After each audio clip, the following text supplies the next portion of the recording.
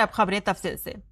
BJP headquarter में आज party के कौमी ओहदेदारान की अहम मीटिंग हुई। बीजेपी के कौमी सदर नितिन नवीन समेत कई सीनियर रहनुमा मीटिंग में शरीक हुए। मीटिंग में सेवा संकल्प प्रोग्राम के साथ तंजीमी उमूर और दीगर अहम मामलात पर भी तबादला ख्याल किया गया। मीटिंग के बाद बीजेपी रहनुमा स्मृति ईरानी ने खवातीन के रिजर्वेशन के मामले पर कांग्रेस को निशाना बनाया। उन्होंने कहा कि कांग्रेस के साबिक सदर ने खवातीन की हिमायत और खवातीन की क़यादत की बात की है और ऐसे में उन्होंने कांग्रेस से अपील की है कि वो वज़ीर आज़म नरेंद्र मोदी की हिमायत याफ्ता मुहिम में खवातीन के रिजर्वेशन को जल्द नाफिज करने में ताउन करें।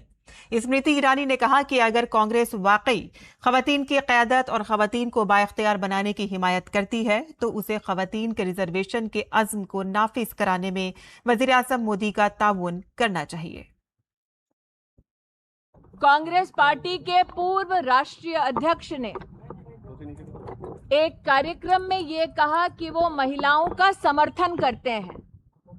आज मैं कांग्रेस पार्टी के पूर्व राष्ट्रीय अध्यक्ष से ये निवेदन करती हूं, प्रधानमंत्री मोदी ने देश भर में महिलाओं को 33% आरक्षण मिले, देश की संसद में वो संसद का गौरव बढ़ाएं, ऐसा प्रस्ताव, ऐसा कानून पारित किया है। प्रधानमंत्री मोदी ने सभी राजनीतिक दलों से ये अपील की है कि वो त्वरित रूप से महिला आरक्षण का ये संकल्प देश भर में लागू करने के लिए प्रधानमंत्री का सहयोग करें।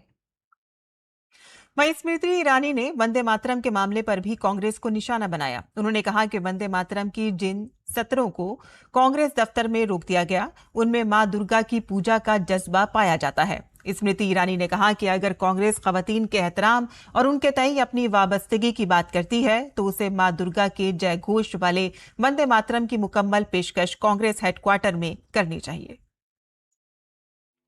वंदे मातरम में भी जिन पंक्तियों को कांग्रेस मुख्यालय में रोका गया उन पंक्तियों में मां दुर्गा का उल्लेख है।